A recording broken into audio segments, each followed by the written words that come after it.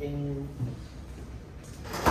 children less than 5 years old and only about 0.5 per 100 adults. So most likely when you're working in retail, you're gonna encounter a lot of questions about the products. And about 11 million medical office visit complaint of fever in 2012. And more than 6% of the questions related to fever have been shown up in ER. Just a quick information about fever here. Before we move on, fever is controlled by hypothalamus, and this will control just like the thermostat at your home. So it can detect if your body core going low, it will turn up the heat for you. That's how it works. However, if any factor that can affect the hypothalamus, it will also trigger the set core and increase your temperature, and which create a fever in your body. Pathophysiology of fever. The core body temperature is controlled by hypothalamus, and it's regulated by feedback system between the thermosensitive neuron. This may be due to the factor outside or inside of your body. It may be exogenous, causing by infection or causing by your body damaged tissues like interleukin, interferon, TNF. And the term high temperature is actually came from Greek. This means fire in their language. It means any substance that can cause fever. When it comes in contact with your body, it will activate your host defense and it will increase the set point. During the increasing of temperature, your body may experience some chills, would be caused by the vasoconstriction to maintain homeostasis. During fever, your core body temperature may increase between 1 to 2 degrees Celsius. And it's worth to notice that the increasing or elevation of prostaglandin E2 will directly affecting hypothalamus regulation, which in turn will also affecting how fever occur in your body. The next slide, on the one on the left, the DART was conducted in 2020. They do a research to show what the cause or where the fever came from.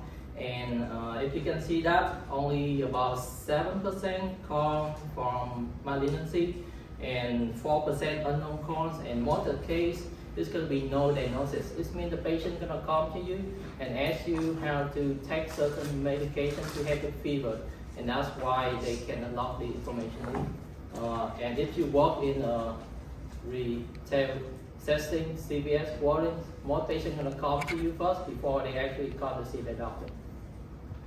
So fever by definition, any condition that make your core temperature go higher than 130 Fahrenheit or 37.8 Celsius. By the way, anything highlight red or green may or may not show up in your question. This will accompanied by anything highlighted in red will show up. Yeah, red and green. Okay.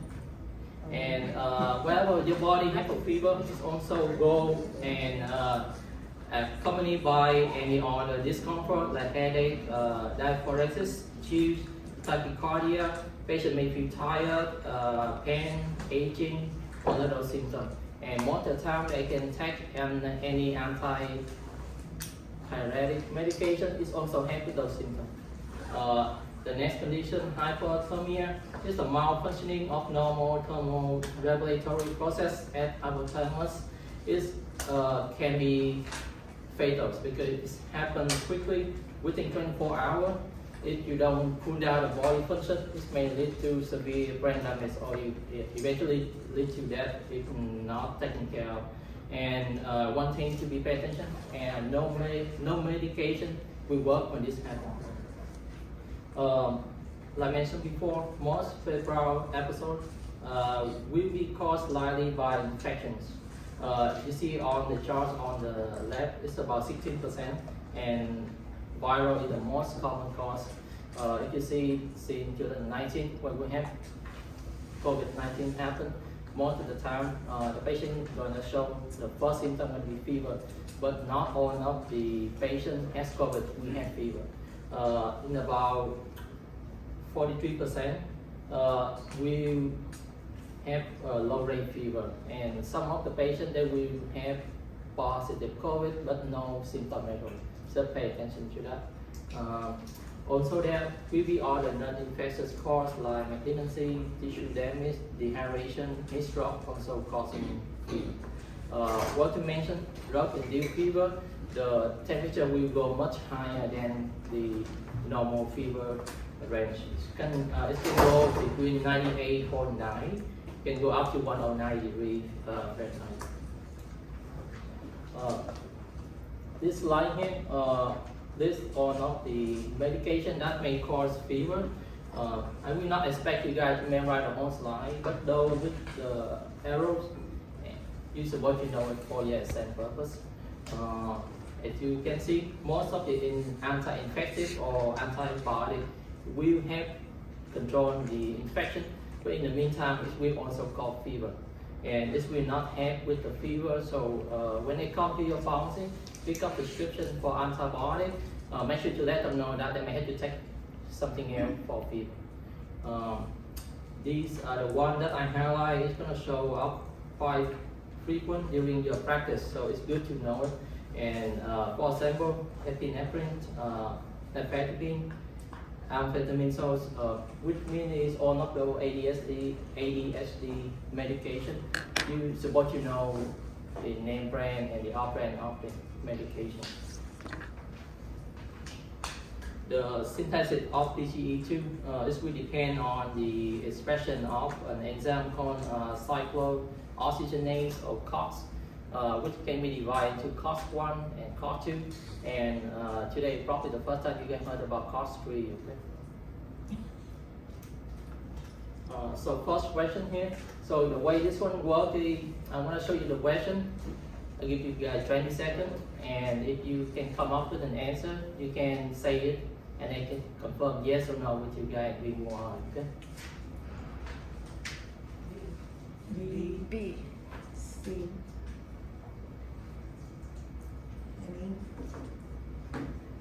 B, C, E, B, C. Okay, so one of y'all can raise your hand and give me the answer. I can confirm yes or no. No one? Yes? B, C, B. No. The answer is going to be related to the slide, this slide right here. Okay, you can go and trace that later. Okay. Next one, fever detection. There should be 5 accurate methods that we can use to detect fever. The picture on the right hand side probably not so strange to you guys anymore, since this is what you're gonna encounter in your practice. If you work it, you're gonna see this quite often. Normal body temperature will change over the course of the day. Early in the morning up to the late afternoon, it can change between 0.5 degrees Celsius. And in some of the case, if you have fever or some conditions that may cause febrile illness, this daily variation can change as high as 1 degree Celsius or 1.9 degree Fahrenheit. So in some trials, it suggests that if any patient have the morning temperature of 98.9 degree Fahrenheit, or in the late afternoon 99.9 degree Fahrenheit, can be considered fever. The 5 methods to measure fever, we can do rectal, oral, auxiliary, temporal, which right now is the preferred during COVID-19 pandemic, and the last one, tympanic. And if once you know that if the patient has fever, it is important to use the same type or same method to measure the temperature, because it may change or vary depend on which method to use to measure fever. The 5 going to be list right here. It's going to be some advantages and disadvantages. The rectal one gonna be preferred in children younger than 3 months old. Before it were bone standard measurements. Right now it's not preferred anymore due to it's very frightening and it's psychologically harmful, and it's very time consuming. And if you don't know how to operate it or handle it, it may cause damage broken inside the child body, which unfortunately not what we wanted. At the end of the table, you're gonna see the fever range and the normal range between the 5 methods. I do not expect you guys to memorize this, but you know that oral not recommend in children younger than 3 months old. And for tympanic, make sure that you place on the side of the forehead, directly over the temporal arteries, and it depends on how you place the thermometer. This may be varies. Second question.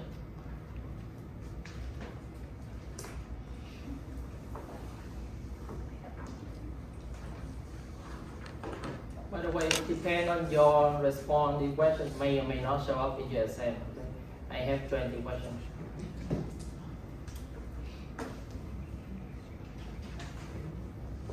Anyone?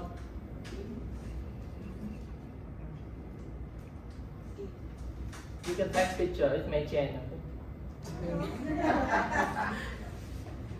I've been in your place before. So. Okay. Okay. So, One person raise your hand, please. No one? Yes. You say C? It's not correct, okay? Okay, yes. It's nothing. Yeah. Okay. Thermometer is going to be divided into electronic probe, infrared or color change thermometer. The last one is not really in practice anymore since it's quite not reliable, expensive, and yes, it's time consuming as well. It's the test strip that contains heat sensitive material that can change the color based on the body temperatures. The most common one right now is the infrared thermometer. It's quite inexpensive, very accurate, and quick responding. It can give you the reading in less than 5 seconds. Exclusion and complication for fever. So if you don't treat fever, we cause seizure, brain damage, or eventually lead to death if not taken care of. Treatment of fever and its symptoms with routine antipyretic does no harm and does not slow the resolution of common viral infections. But in the meantime, like we talked about, if you take an antibiotic, this will also cause fever. It's worth to mention that some of the infection this may cause a very specific kind of fever.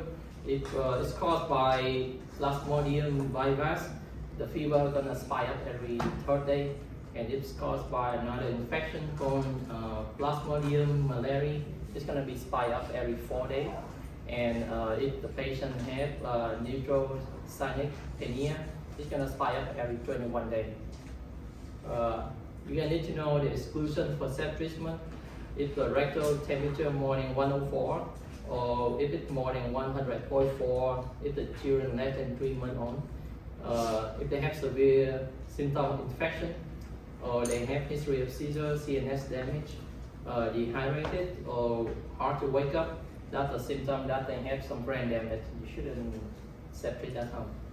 Treatment goal is not going to be achieve any lower temperature, but rather have to alleviate discomfort of fever. This slide is FYI.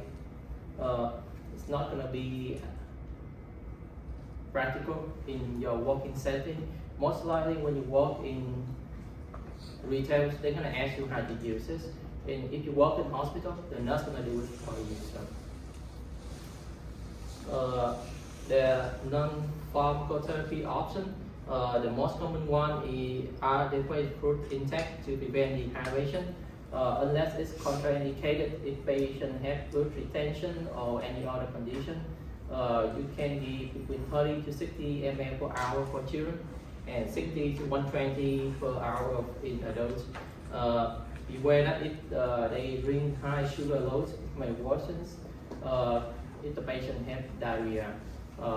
They may come to your pharmacy for some advice, and you can, the most common one they're gonna ask you is gonna be dialysis, quite common product OTC.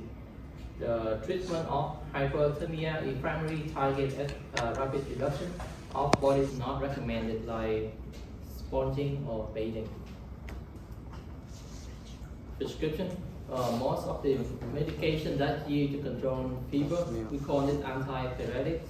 The most three common one you can gonna see aspirin, Tylenol, or ibuprofen.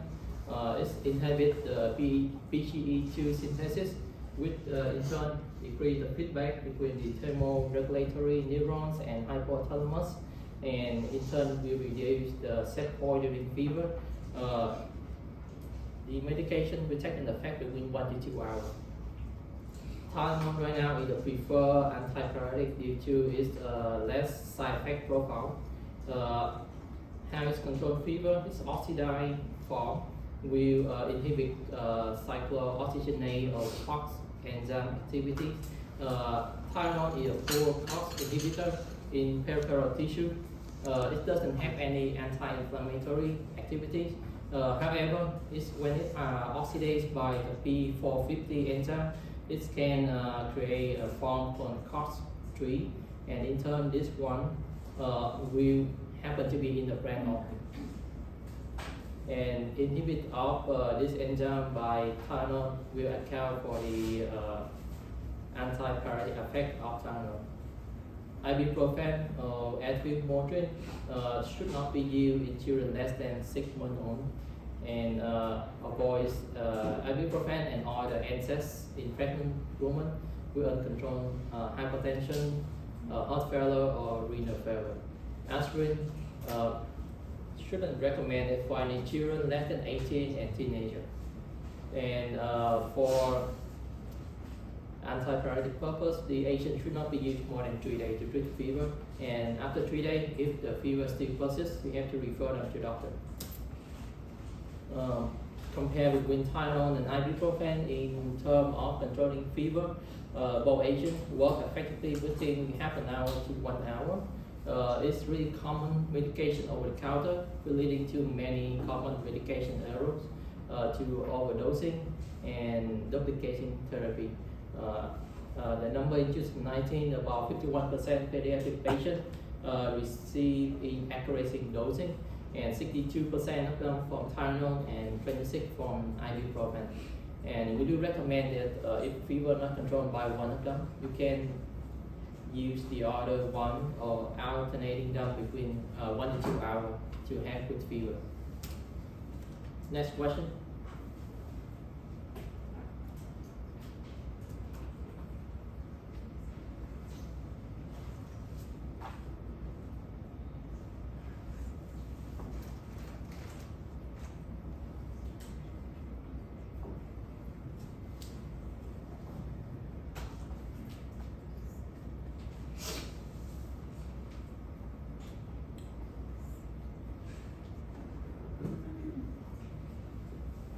Okay.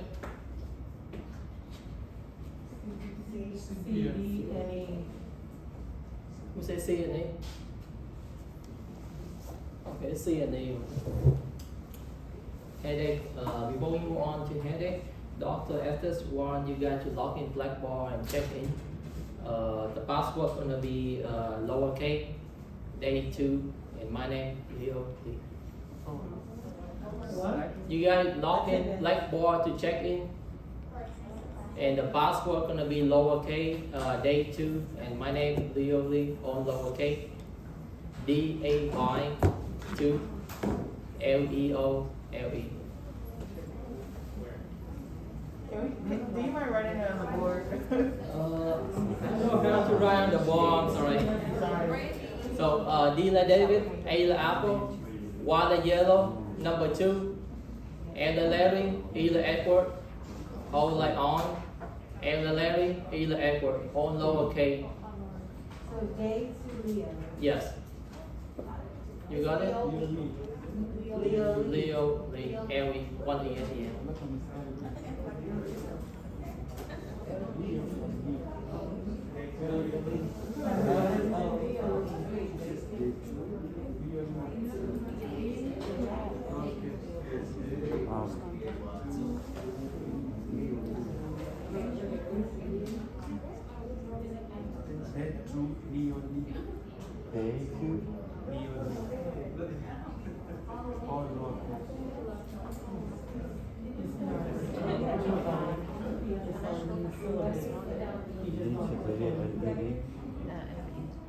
Yeah.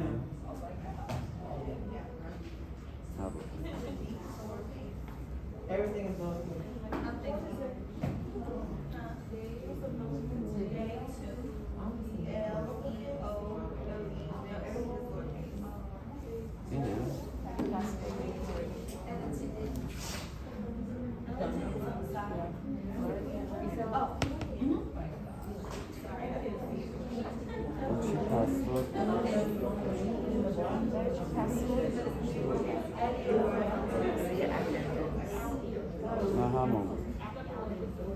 You guys get it? We can move on now.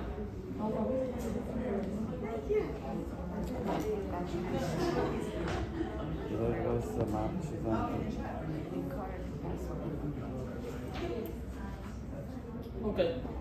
Next one, we're gonna talk about headache.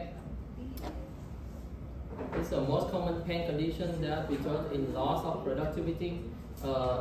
This will cost about $1 billion in direct medical costs, as well as about $13 billion productivity costs. The number in 2019. 47% of the population suffer from headache, and about 70% of the case caused by tension headache. Headache caused by congestion and overuse of medication are also really common. Headache may be caused by imbalance in neurotransmitter like serotonin level fluctuation or calcitonin related gene by release of neuropeptides which trigger vasodilation in cranial blood pressure in turn will cause headache or migraine. Next slide. It breaks into two main types of headache, going to be primary or secondary track. Primary headache will be those that causing by factor inside your body. It's break down into 3 different types of headache: tensions, migraine, and cluster headache.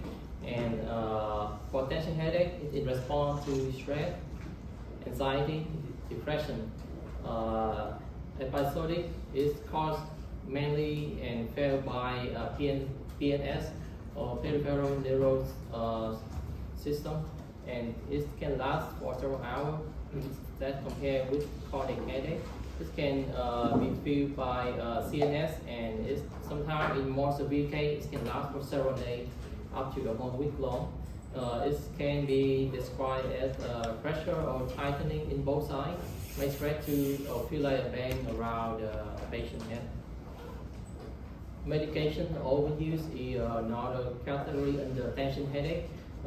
It's thought to be changed from time to time between episodic and chronic headache. It's a rebound phenomenon. It means if the patient takes a certain medication causing headache, they discontinue it, the headache go away, and if they resume it, the headache will come back after it.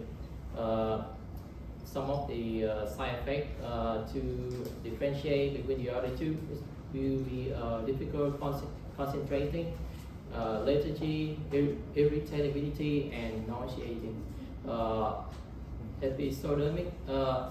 Episodic, they by definition, this will be less than 15 episodes per month, and for chronic, it will be more than 15 days per month for at least 3 months.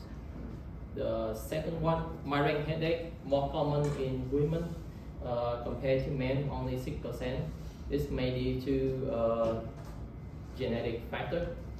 They can break into two different main ones, are going to be with and without aura. So the two different is the one without aura, the headache gonna happen immediately, and the one with aura, the patient gonna see or have these signs and symptoms before they actually have the migraine headache. Aura by definition is an ocular perception of lasting area or blind spot.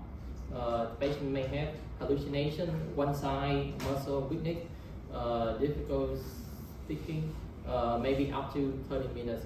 And this may be one of the good things, since they know which side is may causing their headache, they can take the medication in advance to help to control it. Medication, what to mention, the last option, the menstrual associated migraine, also under migraine headache.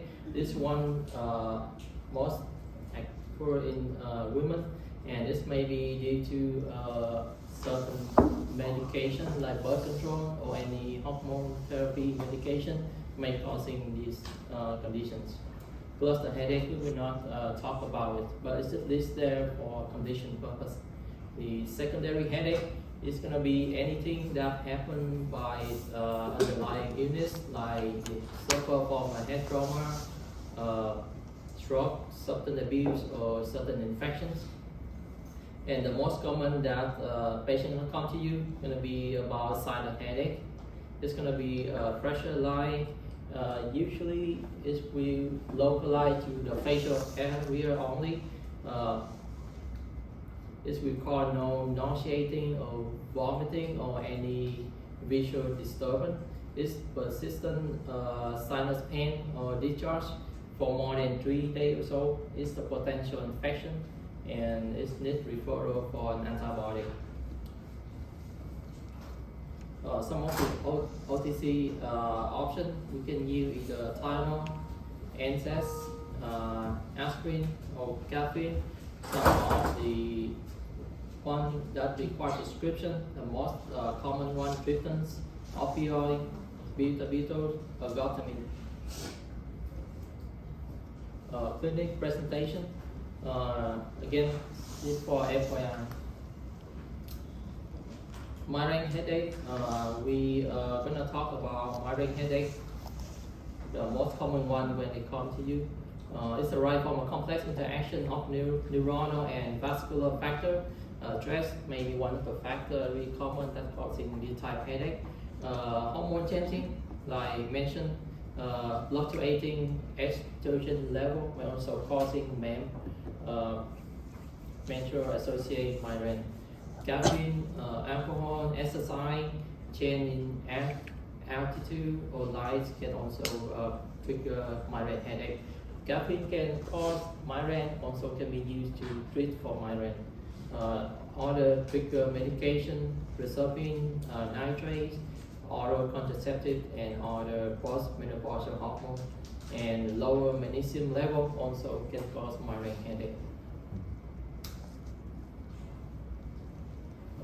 These are the signs and symptoms that may associate with migraine headache, and most of the signs and symptoms the patient will experience when they have migraine headache with aura. Either neuropsychiatric, like they feel anxiety, unhappy, unable to sleep, or photophobia, or phonophobia, or the fear of loud sound. They have difficult to focus, or they have nausea, vomiting, diarrhea, constipation, or they craving for certain food, or tiredness, fluid retention, or urinary frequency will also be affecting before they have migraine headache. Treatment goal and nutrition. The goal of treatment for migraine headache going to be reduce severity and help with acute pain at the moment. Trying to help to gain normal functioning and prevent relapse, reduce the frequency of headache, and minimize side effects. Also, when they hunger, they can also trigger migraine. So it's important to keep their sugar level up.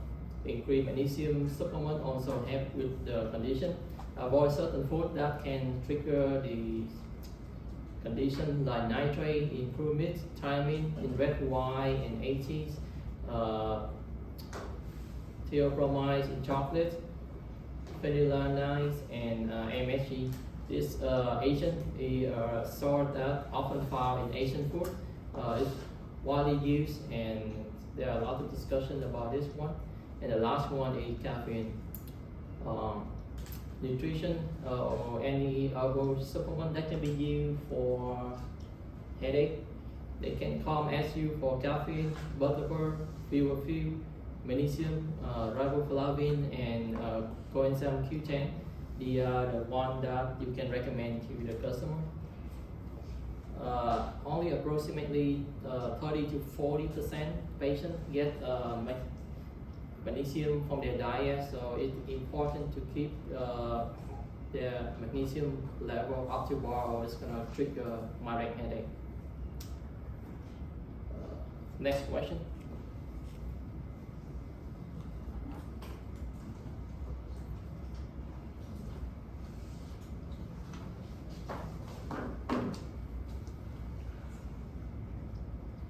Anyone?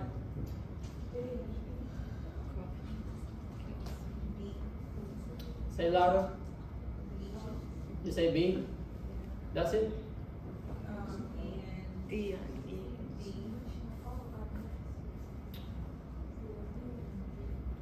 So B and E? Okay, B and D. Okay, exclusion for migraine headache. Patient need to seek medical attention if they have sign of meningitis, their neck stiff and painful, or they feel confused, seizure, they have double vision, weakness on one side or both sides of their body, chest pain or shortness of breath, or trouble speaking. The chart on the right hand side is more list of the condition. It's worth to mention they shouldn't try to treat for headache if they been using OTC medication for more than 10 days. Doesn't have any relief from that and should not use it within the last trimester of pregnancy. And if they have any sign of infection, magnesium supplement. There are 8 magnesium salts available on the market at this moment that you can recommend or gonna show up in the patient prescription. The MacOS is the one that behind the pharmacy only. Is offer up to 60% elemental magnesium level. The charts below show you the requirement daily magnesium level dietary that required by patient. For literature purpose, all you need to know that magnesium required for 18 years on and up going to be at least 400 milligrams a day. Self-care, we're going to talk about it in more detail in the next couple of slides.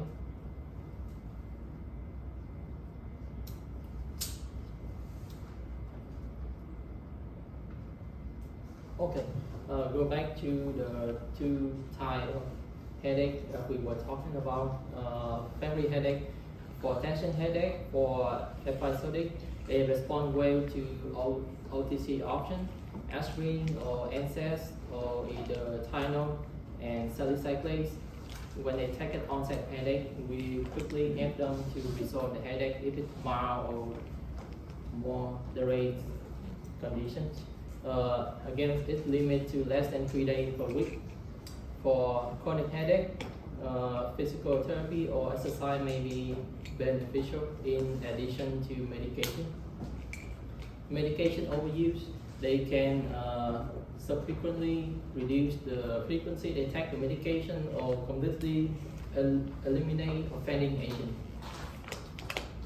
Recommended approach to reduce the medication dose by about 10% every 1 to 2 weeks until they completely get off medication. Immediate cessation is also possible, providing there no contraindication in other health conditions that they need to take that medication. Medication overuse occurs in about 18% of chronic tension and 32% in chronic migraine. Migraine headache, we need medical diagnostic before set treatment. Again, they can both take Tylenol, NSAIDs, or salicylate at the onset of headache to avoid mild or moderate headache. This can apply for all three of subtype of migraine headache. Worth mention that MEM can be treated with oral contraceptive, estradiol patch, or hormone replacement therapy. If the patient have high risk for stroke, you shouldn't use any oral contraceptive that contain estrogen. The option for silent headache, they respond well to the use of either decongestant or analgesics, or you can use a combination of both. The charts below show you the patient gonna come and ask you the most frequent for either an antihistamine or decongestant or the combination of both. Some of the options that we can prescribe to patients for prophylactic purpose. Some of the most common beta blocker like propranolol, timolol, metoprolol, or amitriptyline, and some of the other can be used off-label for prophylactic purpose for migraine headache. Neuro agents, it's going to be calcitonin gene-relay peptide receptor antagonist. It's expensive and prescription only.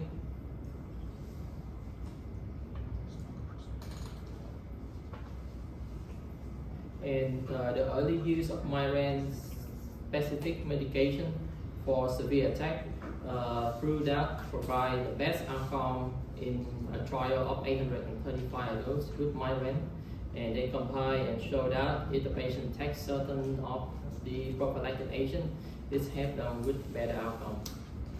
Triptans, on triptans should be limited to no more than 10 days of use per month to avoid medication overuse headache.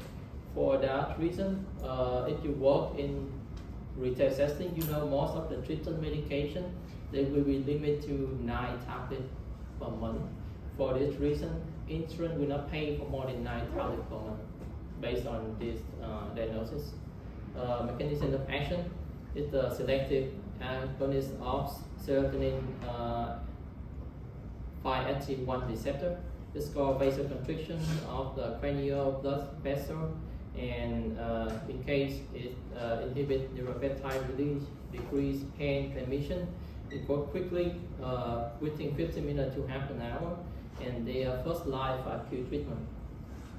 Some of the contraindication going to be if the patient has CVD like stroke, TIA, uncontrolled hypertension, ischemic heart disease, and should not recommend them to use within 24 hours of another treatment.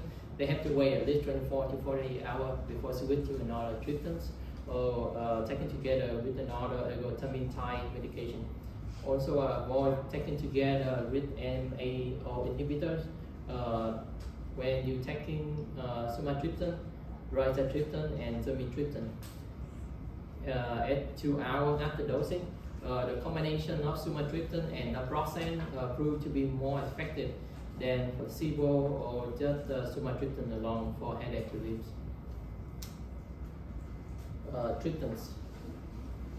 So it lists active ingredient and brand name for the agents. Most of you, the most common that you may see over the course of practice, probably rizatriptan, sumatriptan, and zolmitriptan. There are only 2 of them that are available in ODT formulation. with a maxal MMT and zomic ZMT. The only one of them that combination with NSAIDs is sumatriptan, available in brand name Vasimex. Some of the side effects when they taking triptan can mention like paresthesia or the burning sensation that feel in hands, arm, or feet, or any other part of the body. They feel tired, dry mouth, nauseating, and maybe triptan sensation. They may feel hot and cold sensation and pressure in the chest or pressure in the neck. ODT formulation work better quickly, also more expensive than the normal formulation. Couple of the options also available in nasal spray. What to mention is Imatrax and Zomic. These two nasal spray should not be farming. They contain only one dose, so if your farm is gone, and yeah, you're gonna get them back. Next question.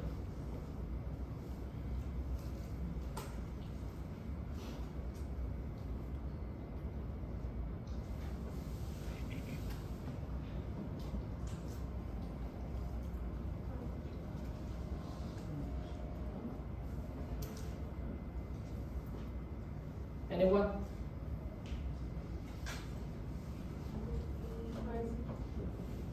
Say louder. Okay, that's correct. These are the ones that we just mentioned about. At least the normal doses that the patient can give: acetaminophen, ibuprofen, naproxen, aspirin, and magnesium salicylate. We'll go into each of them at the end of the lecture. Next one, talk about musculoskeletal injury and disorder.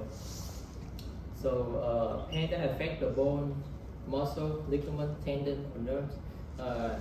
Several symptoms that may include maybe pain that worsen with movement, fatigue, twisting muscle, burning sensation in the muscle. It's one of the really common reasons for ER and doctor visits. This can arise from muscle, bone, joint, connective tissue. They can be divided into two different categories: acute pain, with the definition less than 4 week duration, and doctor can prescribe up to 10 days opioid therapy for the type of acute pain. It's nociceptive pain. For chronic pain, definition is the pain lasting more than 3 month durations. It could be neuropathic, musculoskeletal, inflammatory, or mechanical or compressive pain. And all of these can be separated by non-prescription. And about $5 billion spent per year on OTC and analgesics to help with pain. I have a question. Yes. A couple slides back, you were talking about headaches and This things one? like that. I'm not sure which slide, but did you say something about like sumatriptan and another medication like naproxen is more effective than the other studies? No, it's not true. They are equally effective. But the only two that actually available in ODT formulation at this moment in the market, only two. Okay, so you didn't say nothing about naproxen. No. Okay. Okay, so for chronic pain, it's affecting more than 100 million people in the US. Account for about 20% of outpatient visits. Roughly about 12% of all of your prescription filling gonna relate to pain, and costs about $560 billion a year. This number may be higher, since it's 10 in 2019.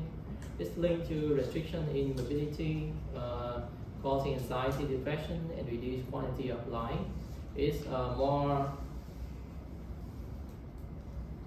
frequent show in women, older adults, unemployed or poverty, and rural residents.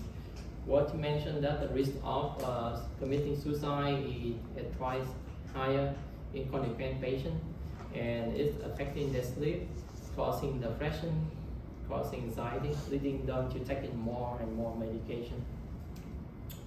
Pathophysiology. It's caused by pain receptor located in skeletal muscles. May be caused by results of overuse of certain medication or body injuries. Most common in athletes. Somatic pain. When pain is transmits from peripheral nerve receptor to CNS, this may be inflammation, respond to certain exogenic factor leading to arrhythmia, anemia, and hyperalgesia, which by definition is the exaggerated pain respond to just a minor amount of pain compared with normal people. Common pathologic condition is may due to sedentary lifestyle, improper technique when they go to the gym, or it may be due to working condition and other genetic factors. Muscle injury, they can be divided into 6 different types of muscle injury. The first one is overexertion. Commonly in those that do not exercise regularly, and this can happen when they try high intensity exercise. A tear may occur in strength. Myalgia or muscle pain is widespread. It's going to happen on both sides of the body. It's maybe caused by certain condition and certain medication. Like what you mentioned, some of your cholesterol medication, we call this myalgia or muscle pain or strength. It's a result of muscle or tender injury. It's involved twisting or pulling the muscles. It's mainly result from acute injury. Tendinitis, by definition, inflammation of tendon. This causes one of the common carpal tunnel syndrome, which is a boss warning for fluoroquinolone or levofloxacin, ciprofloxacin, all of the antibiotic, or it's due to the stress or the condition that you walk in retail. If you've been on your feet or using your hand for a long period of time, this will eventually causing this condition. Carpal is the numbness of the first digits of the hands caused by repetitive use of hand and wrist. So if you going this career and working in retail within 5-10 years, one of you develop this condition. Bursitis, cause of localized pain, tenderness, swelling worsened by the movement of the structure adjacent to the person. And the last one is sprain. It's the most common problem with ligament. Certain clinical presentation of these. And again, we pharmacists, not doctors, so we're not responsible for the diagnosis or treatment of this. Okay, treatment goal and exclusion. The goal of the treatment is decrease intensity, severity of pain, decrease duration of pain if possible, restore function of affected area, prevent re-injury, and prevent acute pain from becoming chronic pain. Want to mention that less than 2 years old of age shouldn't self-treat or any severe pain if the patient complains of pain score more than 6, and if they've been using more than 10 days of disease medication and pain still persists after 7 days they're using any ointment or cream but it does not help with the condition, should be referred to doctor. Any other deformed joint, abnormal movement, or lung weakness or numbness should be referred to doctor as well, and pregnancy should not be self-treated at home.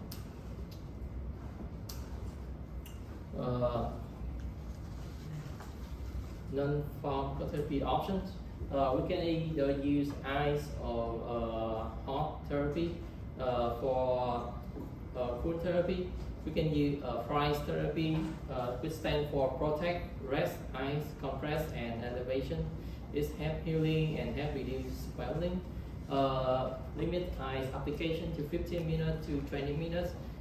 Since it can constrict blood vessel, it can numb the pain, relieve inflammation, and limit bruising. The patient can take them off for about half an hour and reapply again. For heat therapy, it's for those that are non-inflammatory nature. It works by increased blood flow, reduce muscle spasm, relieve stiffness. Also, same with the ice therapy. You can limit apply 15-20 minutes per session, up to 3 to 4 times per day.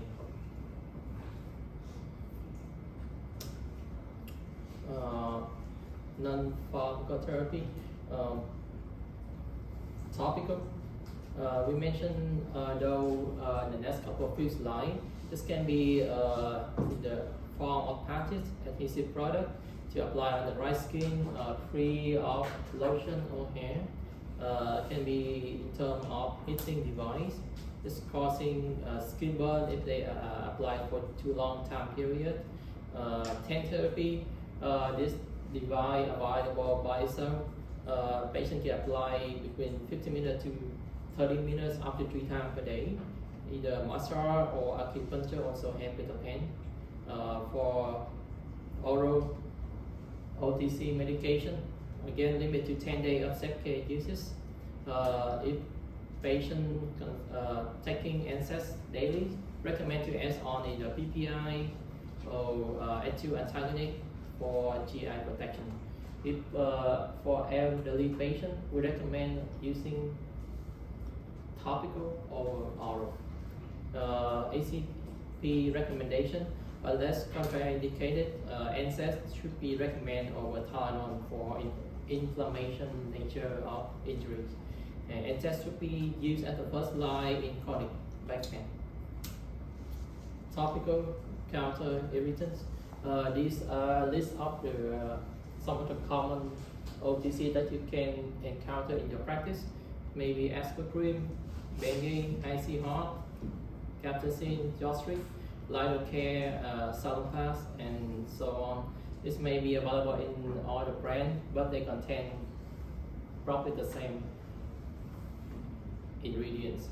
These work by applied to skin to relieve pain to paradoxical pain relief effect. Well, technically, they are causing higher degree of pain to help with the pain that the patient having. They work by 4 different mechanisms. First one, increase blood flow. For example, methylsalicylates, producing a cooling sensation like menthol, camphor, causing vasodilation, methylnicotinate, and last one is incite irritation without rubefactions like capsaicin. First one is the methylsalicylates. Some of the brand that may contain it like Biofree, Icy Hot, Bengay. This increased blood flow by causing vasodilation, which in turn increase localized skin temperatures. It shows direct tissue penetration rather than redistribution, which means if you continue to apply it for long time periods, it's going to cause second or third degree burn. Would lead to some localized reaction like skin irritation or rash. If you apply the topical and exposed to heat, this may lead to up to 3-fold increase in systemic absorption. And it's also increase the prothrombin time for lab tests when patient taken together with warfarines. Next one, camphor or menthol.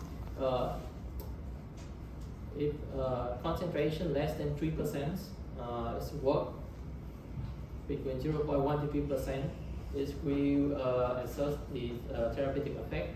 If concentration more than 3%, the higher percentage is not mean higher effectiveness, but more chance to get side effect, and you relieve pain and discomfort. And higher concentration are not more effective.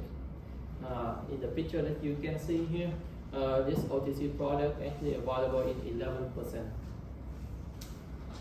The next one is mental.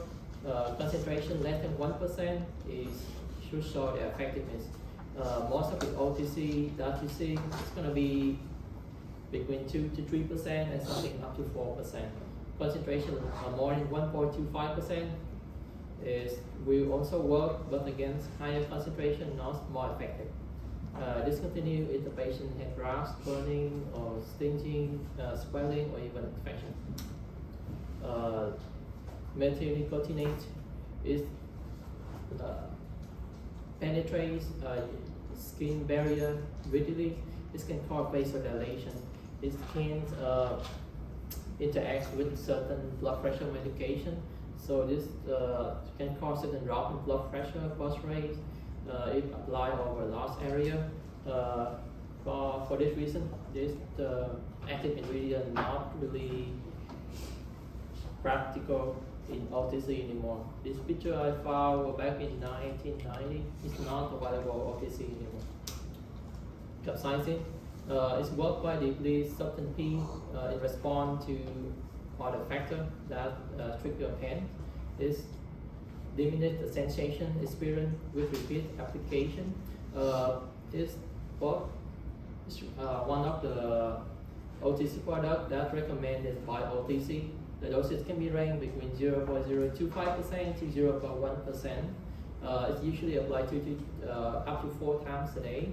It works as the main active ingredient of red peppers, but it takes a long time to work and it's burning. So recommend to advise the patient to wear gloves or wash hands after applying, or it's going to cause burning sensation.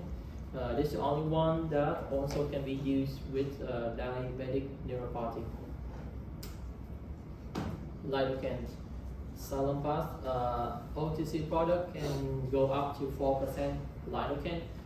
The prescription option is 5%. The patent is approved for post-herpetic neuralgia. MPL approved up to 7-day usage of these patches. Apply to intact skin, remove if patient have localized reactions. Patient can cut the patch into smaller pieces and apply based on the affected area. It rarely causes systemic adverse effect.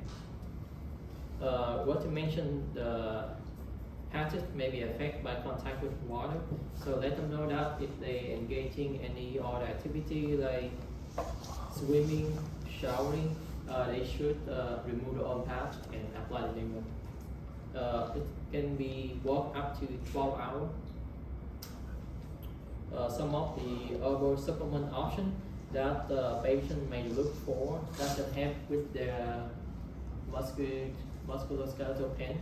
The most two common agents at the bottom, glucosamine and quercetin, they either available by themselves or by different combinations. It's a popular product compared with the turmeric or ginger powder or curry powder. What to mention in 2020, turmeric does show that it has some anti-cancer properties. For these ointments, what to consider patient age, if they pregnancy or not, the cost of getting the medication and the dosage form. In terms of potency, ointment have the highest potency next to cream, then lotion, solution, gel, and spray. For those that plan to apply on their face and it also it's highly susceptible to topical side effects. So we recommend use the lower potency formulation like solution, gel, or spray on their face. And they can apply the ointment and cream where the absorption is higher, like in their armpits or wrong. Analgesic. Any questions so far?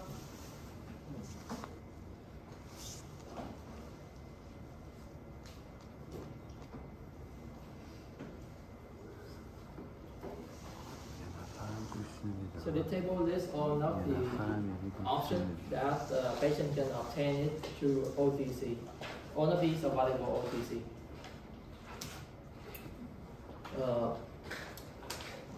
The three that we talk about the most for this lecture focus is going to be acetaminophen, ibuprofen, or aspirin. The first two is always head-to-head on comparison between acetaminophen and ibuprofen. Both of them work about same onset of action, about half an hour. Max dosage for Tylenol is 4,000 mg per day, compared with ibuprofen max dosage of 3,200 mg per day. If they're using dosage less than 2,400, that affect the INR level when they take in concurrently with warfarin. Due to high percentage of misdosing and medication error, FDA recommended the OTC label of Tylenol up to 3,250 mg per day, and for ibuprofen up to 1,200 per day, and use the smallest effective dosage if possible. Also, Tylenol have many options in combination with other medication. They recommend not to dispense or use for any option combination of contain more than 325 mg of Tylenol. And before acetaminophen usually available in 80 mg and 160 mg. Due to the confusion, they took off the market for the 80 mg. Right now you only see 160 mg for children. Both of them rapidly absorbed from the GI tract, and Tylenol is metabolized by liver by CYP450, while ibuprofen metabolized by kidney. Compared with these two, only acetaminophen is available rectally between 50 to 60% bioavailability. So it has one formulation that's available to use rectally for children. And this also available one antidote for acetaminophen, acetylcysteine prescription only. What to mention that oral capsules for Tylenol, they contain tasteless granules, which the patient can open the capsule, empty them into a spoon of food or cold beverage, and they can take them by mouth immediately. Continue for dosing for children. Dosing for Tylenol is going to be between 10 to 15 mg per kilogram for dosing. Can dosing every 4 to 6 hours, with maximum 5 times per day. Compared with ibuprofen, 5 to 10 mg per kilogram for dosing every 6 to 8 hours, max 4 times a day. Acetaminophen, the oral suspension, only available in 160 mg over 5 ml. And they are also available in the rectal form, Fibrone. Do you know if Fibrone available OTC or prescription only? Yes, it's available OTC. Ibuprofen, the only concentration that's available on the market is 100 mg over 5 ml. Is only approved in patients older than 6 months old.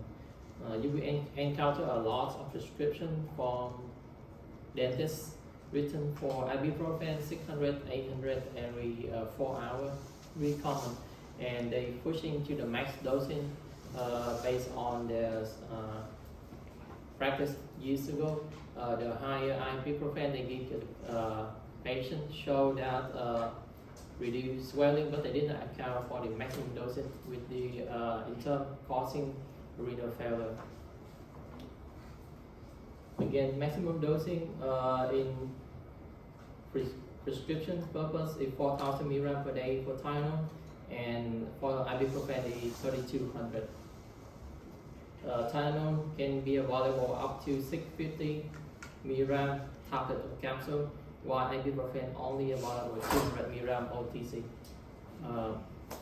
Quick question: if prescription written for ibuprofen 600 mg every 6 hours, can you advise the patient taking the OTC 200 mg 3 tablet or 3 capsule?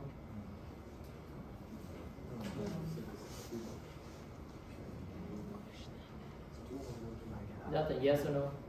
Okay, the one you're questioning. So a dentist send you a prescription for ibuprofen 600 milligram every 6 hours.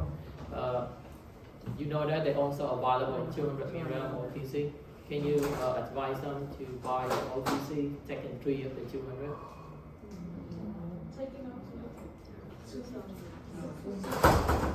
Yes or no? No. Yeah, the correct answer is no, because technically the label can say you can take 2 to 3 tablets OTC and up to 4 times a day. And since it's a prescription only, I would recommend you fill as a prescription only. In terms of the patient taking more than what they needed OTC, they're gonna come back. They're gonna come back again just this. So prescription, OTC, OTC. Next question.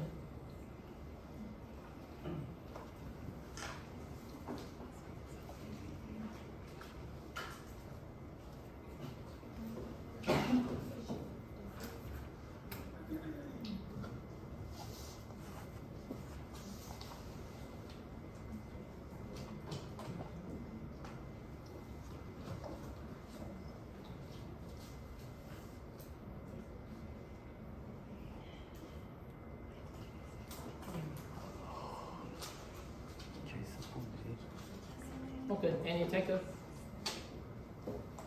So I should have more question to the end of the other slide. So let's give in this one is A only, okay? Aspirin anti-inflammatory effect usually happen at the end of acceptable dosing range. Aspirin available in baby aspirin 81 milligram or 321 milligram up to 325 milligram.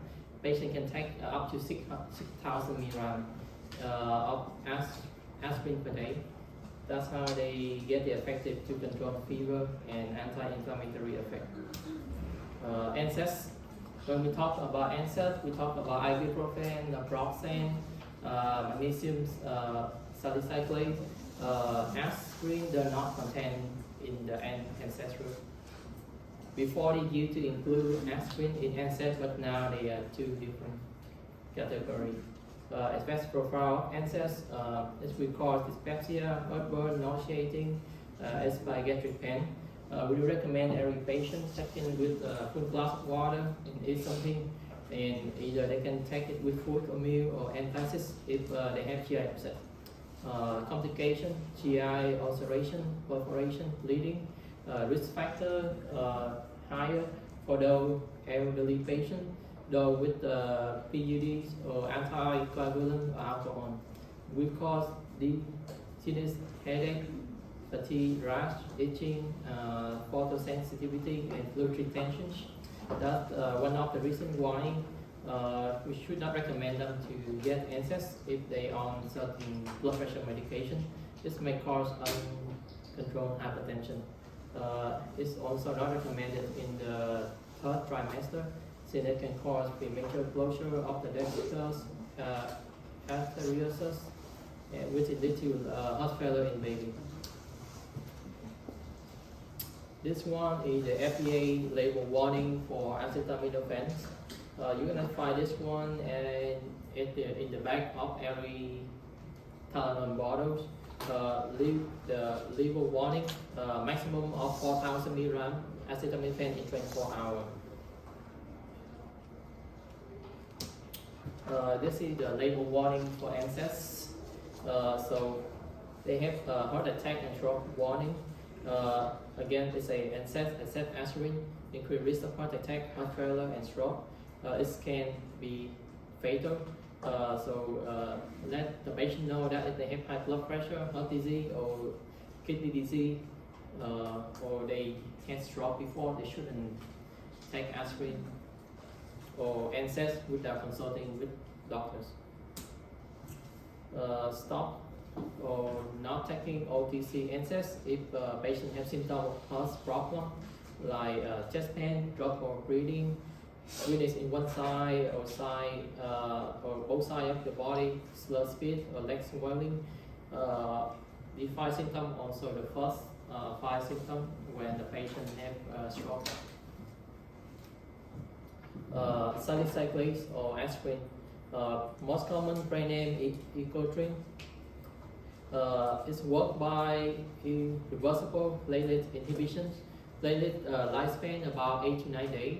So it's worked and it will inhibit platelets for up to a week and a half. It will continue for the duration of the platelet life. It can be absorbed by passive diffusion in guts or small intestine.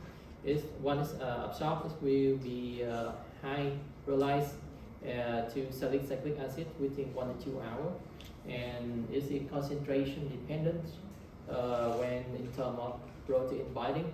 Is eliminated through kidney just like NSAIDs. You should avoid using NSAIDs or aspirin in gout or hyperuricemia patients. It may produce a positive test result when patient doing fecal occur blood tests. They have 3 different dosage forms for aspirin. They work differently. Different dosage forms can affect the rate of absorption and or affecting the potential GI toxicity. For enterocote, it's absorbed only from the small intestine. It may interaction with PPI, omeprazole, pantoprazole. It's markedly slowed by food, so it's prolonged gastric emptying time. It's not recommended for rapid pain relief. PPI can dissolve in the gut and negating any potential benefit when aspirin enter the coach, and shouldn't taken together with patient on PPI. If they came in buffering form, they are available in tablets or effervescent form. Common buffers, some of them are going to be aluminum hydroxide, magnesium carbonate, hydroxide, oxide, calcium carbonate. Those ingredients you can find in antacids. And the last one is sodium bicarbonate. Want to mention that this dosage form for sodium bicarbonate must be avoided in hypertension and hospital patients. And aspirin should be discontinued about 3 days before any testing. Significant show up positive in the test, and between 2 to 7 days before open surgery. Dosage range between 4,000 up to 6,000 per day, with potential increasing the side effect, but will show the anti-inflammatory effect. Usually happen as you see go higher doses. GI adverse effect fairly the same with NSAIDs. Some of the risk factor would increase the GI effect up to 2 or 4 times of aspirin. Risk factor if elderly patient, PUD history, patient on anticoagulant, alcoholic, taken NSAIDs, antiplatelet, bisphosphonates, SSRI, and systemic corticosteroids, or explorer infection. The risk of side effect is the same between the 3 formulations. Contraindication, if patient have vitamin K deficiency, hyperproteinemia, history of bleeding, or BUD, or Ray's syndrome, with contraindicated in the OTC label if the children less than 18 years old. And serious intoxications is really uncommon, but it may be causing severe rash or urticaria, respiratory adverse effect like bronchospasm, rhinorrhea. Some of the risk factor is patient have asthma. It's up to 10% will increase aspirin sensitivity for them. Also can lead to hemorrhage, edema, convulsion, and even coma in death in children.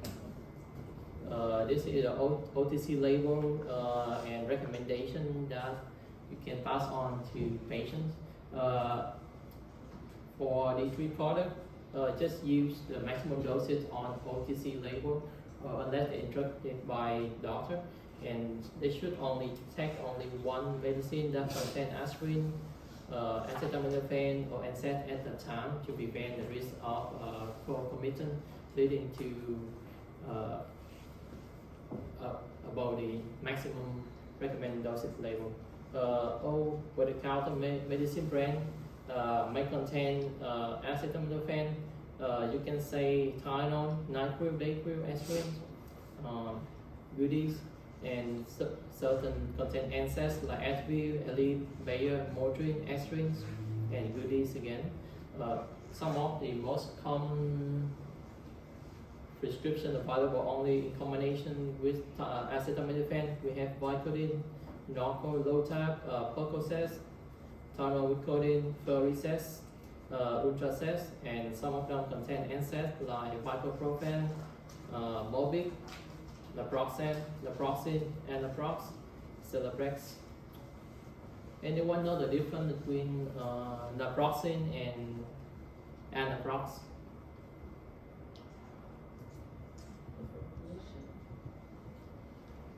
They both contain naproxen, but there is different in the dosage range. Okay, same with the one we just mentioned about this list in this table for you. Against you pharmacist, expect you know this. Same with this one. NSAIDs.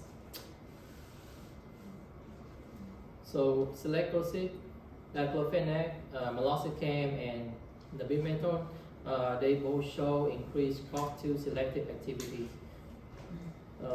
What's meant by increased COX-2 selectivity, which means they have lower risk of GI complication, but in terms of that, they have higher risk for MI or stroke, and probably the same risk for renal complications. Just a quick overview about COX. So COX-1 is can be expressed overall through your body, while COX-2 is most likely induced in inflammatory stage.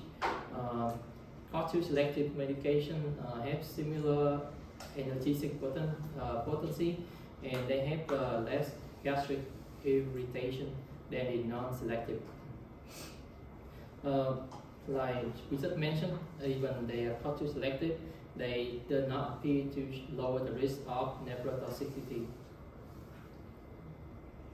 The only option that the doctor may use in COX-2 selective is they offer significant benefits in management of acute post-op and COX-2 selectivities.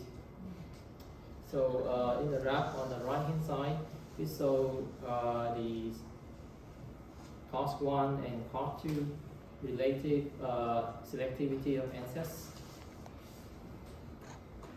Selectroside, this one show the highest COX-2 selectivity. It can be go up to 200 to 300 times selectivity for COX-2 over COX-1. The next one, you're gonna have the other trees, Dabimetol, meloxicam, diclofenac, and for the bimetol, they're more effective inhibitor of COX-2 than COX-1 and some trials, but they inhibit COX-2 and COX-1 in the same degrees. When they break down by kidneys, the active metabolite is 6-MNA. It equally inhibits both COX isoform. Meloxicam, same like dabimetol, but it's rather effective upon COX-1 when you use higher doses. Meloxicam only available in 2 doses, it's 7.5 and 15 milligram. So it's highly recommended to stay 7.5 milligram, and they are prescription only. This is the list of other NSAIDs that you may encounter in your practice. Some of them are very common, like ketorolac, indomethacin, or phenobarbital, and the bottom one show only 2 prescriptions that actually contain aspirin.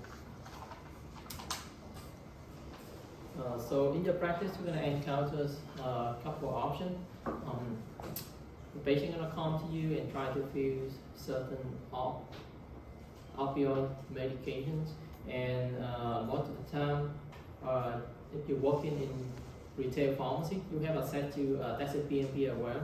You should have know about this now in your practice. In most, you're going to end up working in retail settings. This is how it looks like. When you log in, they're going to have the patient information and day and time, the patient information, and they even list with prescription that the patient fill either at your pharmacy or any other pharmacy. That required by FDA and TSPP. Thus, the information have to be sent electronically to the board within 24 hours after you fill the control prescription. That's how you know if the patient abusing certain medication, trying to shop around for pharmacy, and it's within your legal right to say no to them. Just because the doctor send a prescription to your pharmacy, you have no obligation to fill it. You don't have to give them any reason to deny filling the prescription. Some doctor gonna call you and say, I'm sending you a prescription, you have to fill it. No, you don't have to. The law protects you. And this is the Texas Medical Board website. You see the link right there. Click here to look up a license. It may come to you as a surprise that certain doctor they not even register on the Texas Medical Board, and you don't have to even fill any prescription if they don't have any active license. And some other information they're gonna list for you. As you know, back in January 2020, all of the opioid prescription required to be electronically sent to pharmacy. If any doctor would like to send paper prescription to patient, they need to have a waiver list in the board website. If they don't have that waiver, you have the legal right to turn them away.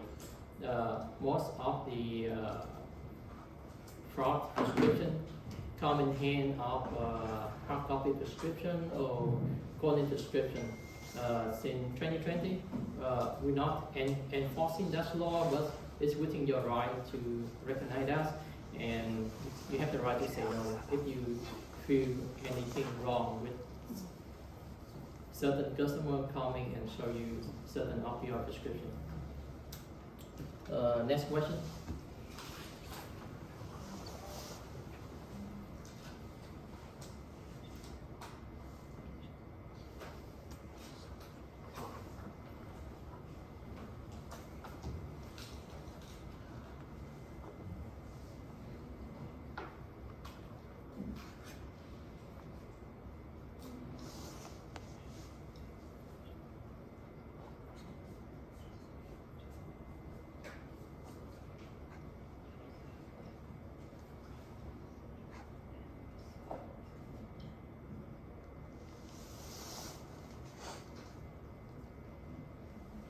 Okay, any taker?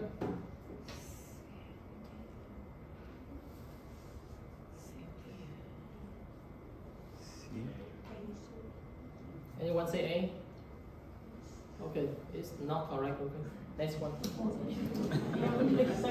You're not gonna take second No, answer? I will not take second answer. It may show up in your exam, so get to know. Okay. Pharmacotherapeutic comparison between the three we mentioned about aspirin, Tylenol, ibuprofen, or any other NSAID agent. They are equally in their effectiveness. What to mention that aspirin and NSAID does show equal in their anti-inflammatory potency. Even they say aspirin thought to be superior, but it's not really common in practice to recommend some aspirin to customer to control fever or headache. And again, higher dosing than using aspirin, the higher chance the patient get toxicity adverse effect. Aspirin compared with Tylenol is equal in analgesic efficacy if you use up to 4,000 mg daily basic. As of course, Tylenol does not show or account for anti-inflammatory effect. between aspirin, NSAIDs and Tylenol. They equivalent in terms of helping with pain or tension, tight headache, and fever. For aging, again, aspirin not recommended for any children less than 18 years old.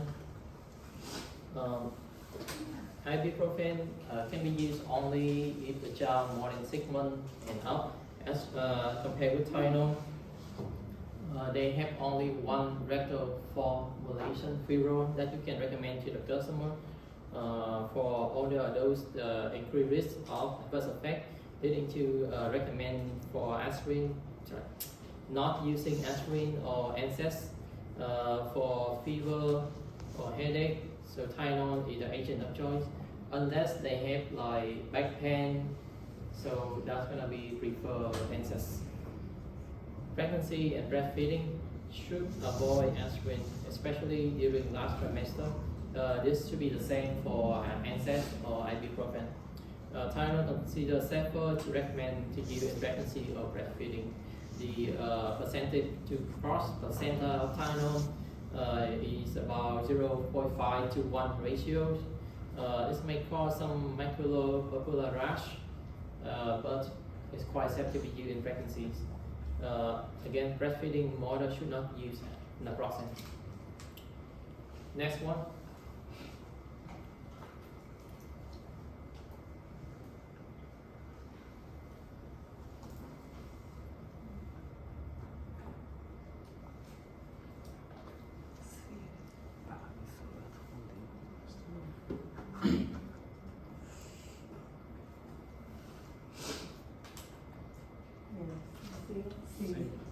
Okay, yeah, C correct. Next one.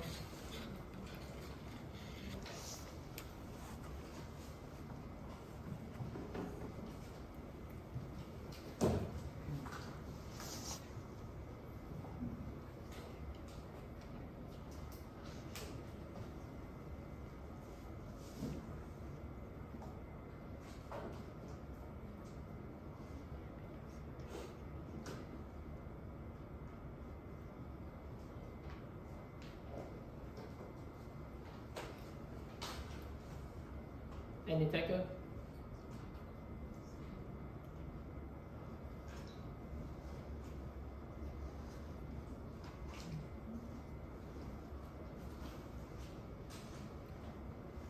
We move on within that 10 seconds if no one takes it. Okay.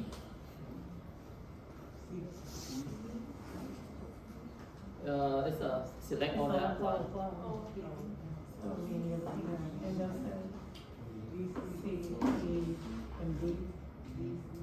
Okay. Which option?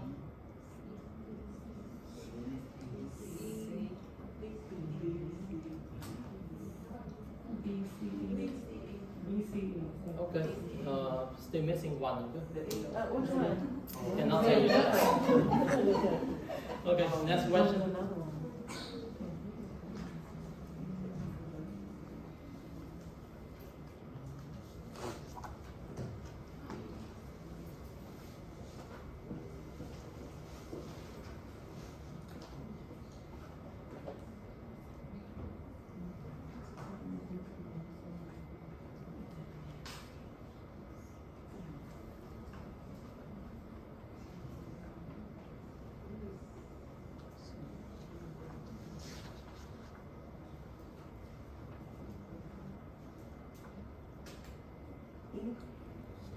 Anyone say B? Okay, one answer only? Okay, is not correct, okay? No, what did the person say? What did the person say that you said no to?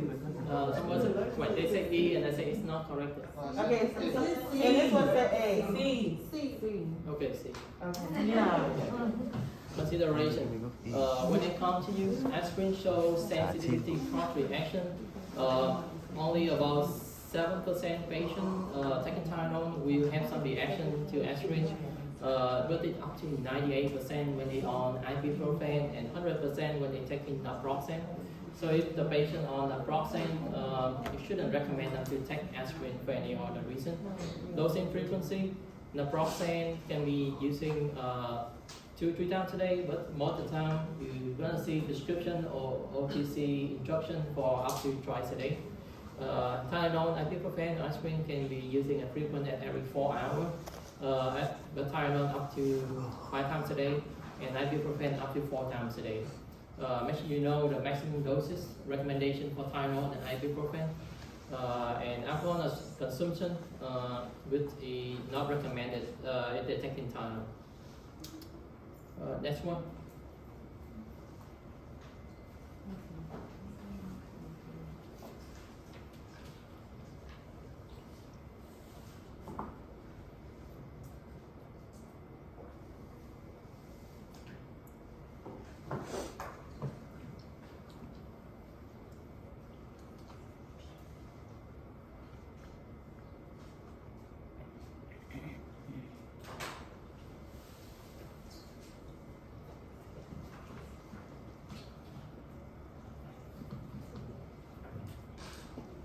Okay.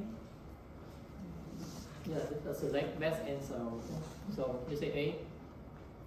Okay. A is not correct. Definitely a. Yes. What about E?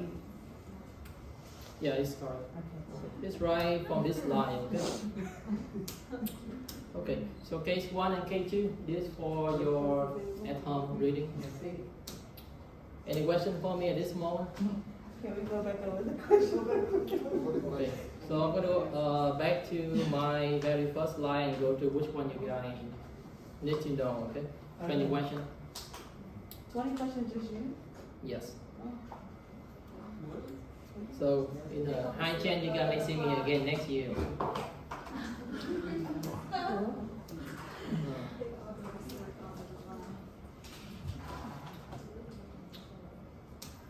Okay, know this line.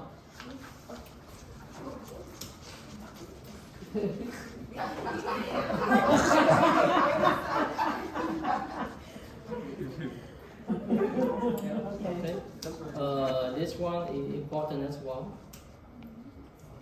This one as well.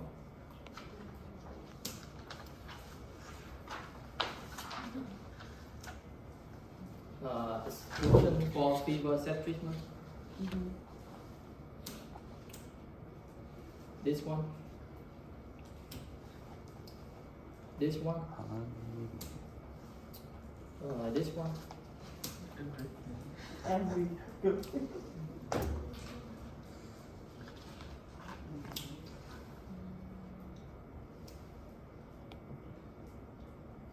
This one. Especially this one. This one. You should have no exclusion for set treatment headache. Like, you want to go to the side above? The side above? The side What's the above? question? Like this one? What was the, B and D? Okay. Yeah, you know. You don't need to know this. But calcium wasn't in the list here. Calcium. Yeah, I was wondering, that's why I wanted to go back over. Calcium you have in the question, I cannot see in the list. Not useful. Calcium does not list in the list over here. It's a not.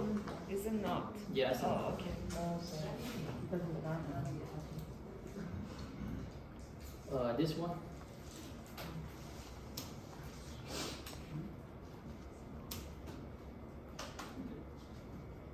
This one. Especially this one.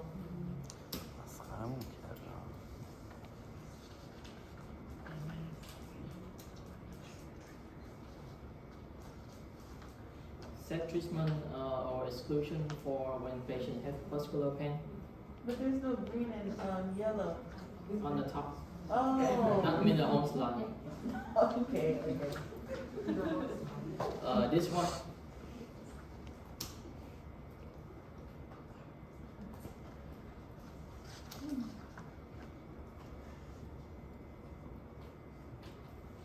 This one.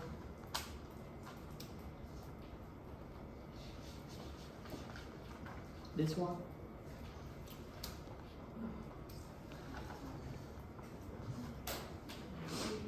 This one and this one.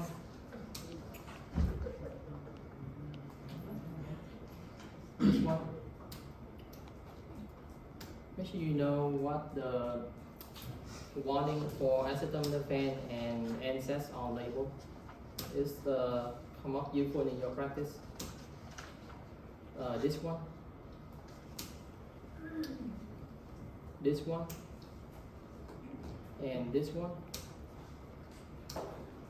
On the card I mentioned that contain medication list. You should have known by your practice on the piece.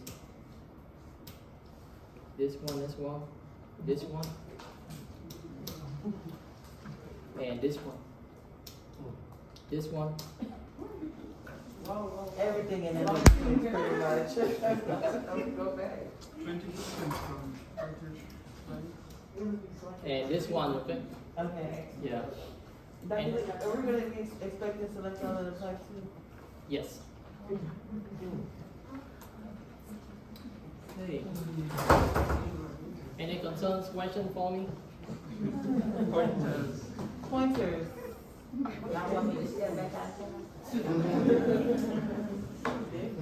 Any pointers that from things that you saw in the past that you felt like students should, you know, maybe focus on better? I just did. Oh.